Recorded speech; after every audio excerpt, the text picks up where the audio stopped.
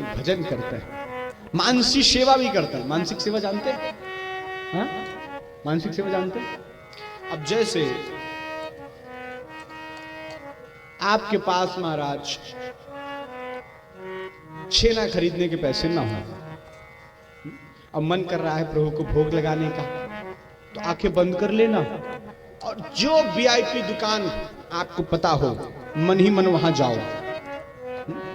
अब महाराज छेना खरीदो, ले आओ, मन ही मन प्रभु को भोग लगाओ, प्रभु को पवाओ। जो प्रत्यक्ष में जो है आपको फल मिलेगा वही इस सेवा में भी मिलेगा। राधे, ये मानसिक सेवा है। और कलयुग में बहुत अच्छी है महाराज।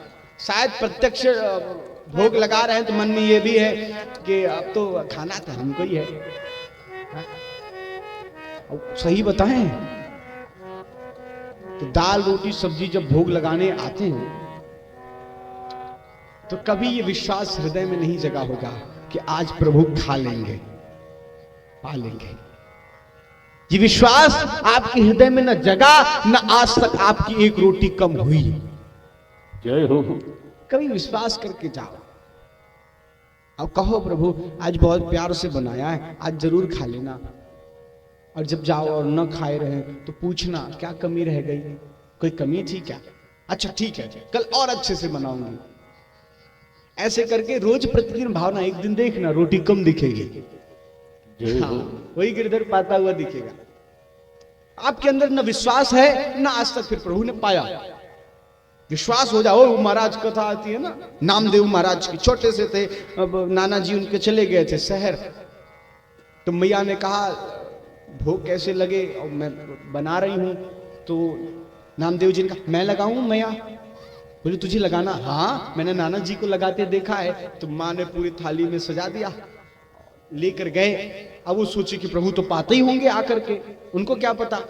तो जाकर सामने रख दिया और अब पाओ कहने लगे। अब भगवान पाए ही नहीं। बोले क्या हुआ, कुछ कमी है क्या? तो झट रसोई घर में गए दौड़कर और केसर ले आए और डाल दिया दूध में, अब पाओ। फिर इंतजार किए, फिर प्रभु ने पाए। बोले अच्छा क्या कमी है, नमक कम है क्या? तो नमक ला के रख देते, कभी सलाद ला के रख देते, कभी कुछ, प्रभु पाए ही नहीं। फिर नामदेव जी ने कहा अच्छा तो तुम्हें लज्जा भी आती है इसलिए पर्दे में पाते हो, पर्दा लगा दिया, अब पा लेना, कोई कमी हो तो बताना। 10 मिनट तक बैठे रहे, फिर पर्दा खोला तो प्रसाद ज्यों का त्यों। इनको आया गुस्सा, बोले आप पा नहीं रहे हो और कहीं अगर भोजन में सब लेकर चला गया तो माँ कहेगी तुझे, तेरे हाथ से पाते नहीं है प्रभु, इसलिए तू नहीं भोग लगाएगा। उनको सेवा करने की बड़ी उत्सुकता थी, बड़ा मन था। बोले आज पालो, नहीं तो फिर माँ कभी नहीं ये सेवा देगी मुझे। भगवान नहीं मान रहे थे तो रसोई में गया, चक्कू लेकर आए। हाँ, चक्कू लाकर अपने ही गले पे रखा। बोले खाते हो कि काटूं? और इस भोलेपन, इस विश्वास पर प्रभु प्रकट हो गए। प्रभु प्रकट हो गए और प्रसाद को पाया। नामदेव जी को जीवन भर दर्शन मिला। नामदेव जी नाम की मस्ती में मस्त रहते थे। तो कभी विश्वास करके पवा कर देखो ना, पवा कर देखो।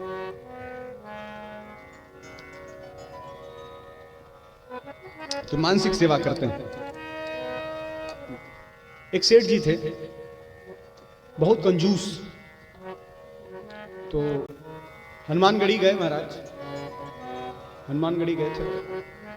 बोले हमारा ये काम हो जाएगा तो मैं आपको 1 रुपये चढ़ाऊंगा। व्यक्ति बिना शर्त के भक्ति भी नहीं करना चाहता, मतलब ये हो जाएगा तब ये करेंगे। 1.25 किलो लड्डू तभी चढ़ाएंगे जब नौकरी लग जाएगी, जब परीक्षा में पास हो जाएंगे। मतलब तुम्हारे 1.25 किलो लड्डू के भूखे हैं ना, है? देवी माई, आजकल तो भजन भी बड़े, वो कौन से ये माताएं गाती हैं ढोल बजा के, ये काम हो जाए तब हलवा चढ़ाओ, पूड़ी चढ़ाओ, कैसे गाते हैं आप लोग? मतलब देवी माई सोची भैया अगर ये काम मैंने नहीं किया तो हलवा नहीं चढ़ाएगी, तो इसी डर से कर देती है ना। अरे अब वो सेठ गया, बोली काम हो जाएगा तो मैं 1 रुपये चढ़ाऊंगा, और क्या कृपा थी, हो गया।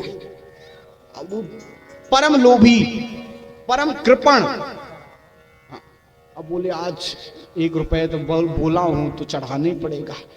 तो अपनी संदूक खोली और कहीं कुछ दिखे ही नहीं, 1 रुपए का सिक्का ही नहीं था। तो जैसे तैसे ढूंढ कर 1 रुपए का सिक्का, बहुत पुराने जमाने, 1 रुपए का सिक्का निकाला उसने, मुट्ठी में बांध लिया। रास्ते पर सोच रहे आज ये चला जाएगा, आज ये चला जाएगा। और जानते हैं हनुमानगढ़ी तो सभी गए होंगे, गए कि नहीं आप लोग? हाँ, कितनी भीड़ होती है। वो भीड़ में महाराज कसम कस जैसे ही पांडाल वो दान पात्र के पास पहुंचने वाला था, उसने हाथ खोला तो पसीने से सिक्का गीला हो गया था। अरे तुम मेरे पास से जाना नहीं चाहते इसलिए रो रहे हो, कोई बात नहीं, जय हो जय हो। ऐसा कृपण आदमी। तो उसने क्या किया, एक बाबा मिल गए, संत मिल गए अयोध्या जी में, तो उनसे जाकर बोला महाराज मन तो बड़ा करता है सेवा करने की, लेकिन क्या करूं, पैसा नहीं खर्च करना चाहता। कोई ऐसा उपाय है कि मैं सेवा भी कर लूं और पैसा भी न खर्च हो?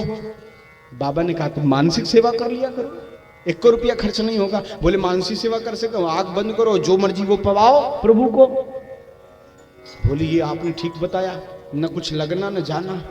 अब वो रोज पवाने लगा मन ही मन। एक दिन मन में खीर बना रहा था। क्या बना रहा था? थोड़ा खीर बनाओ। और उसने क्या किया, केतली लाई महाराज, दूध डाला, आग पर रखा, दूध उबला, उसमें चावल डाला, मेवा भी डाला, काजू भी डाला, बादाम भी डाला, और क्या बचा है? चीनी। हाँ चीनी। उसने डिब्बे से 1 चम्मच चीनी निकाला, 2 निकाला, तीसरा नहीं ज्यादा हो जाएगा। कहाँ इसके चीनी जाएगा क्या? इसमें भी कंजूसी कर रहा है। इस कंजूसी के ऊपर भगवान प्रकट हो गए, हाथ पकड़ लिया, ये तो डाल दे बावले, ये तो कम से कम डाल दे। तो मानसिक सेवा कर लेना, लेकिन कंजूसी मत करना। तो भरत जी महाराज मानसिक सेवा करते हैं। एक दिन माला सटका रहे थे तो देखा वहां एक हिरनी जो गर्भवती थी वो जल पीने आई। तब तक एक शेर की दहाड़ उसे सुनाई दी, वो डर गई। डर से उसने छलांग लगाया और प्रसव वेग से उसका जो शावक था उसका जन्म हुआ और वो जल में ही गिर गया। और दूसरी तरफ जाके वो हिरनी भी मर गई।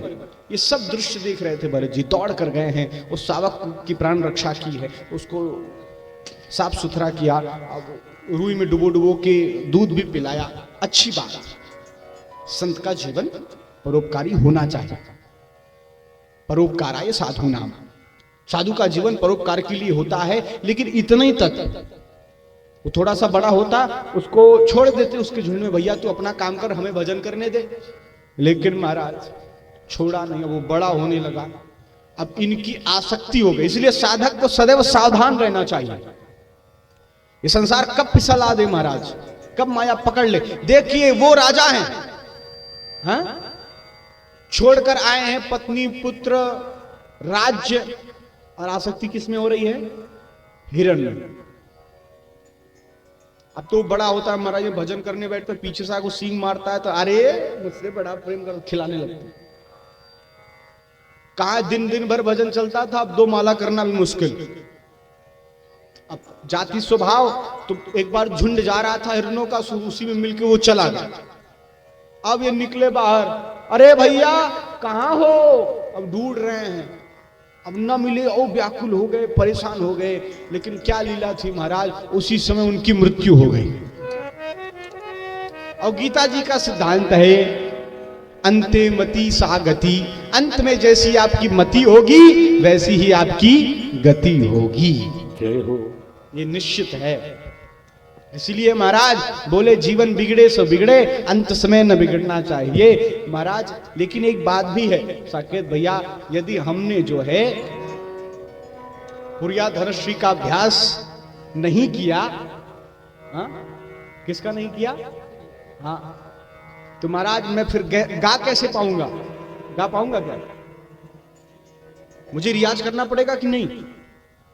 महाराज एक संगीतकार, एक साधक कई वर्षों तक एक राग पर रियाज करता है, फिर किसी 5 मिनट 10 मिनट के रंगमंच पर वो गा पाता है ना?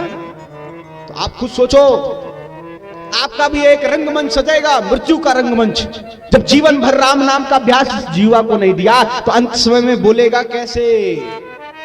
कैसे बोलेगा जब अभ्यास ही नहीं कराया? वो तो लास्ट में राम बोल देंगे, नहीं निकलेगा महाराज, खूब प्रयास कर लोगे फिर भी नहीं निकलेगा। एक महाराज बुढ़ा मर रहा था,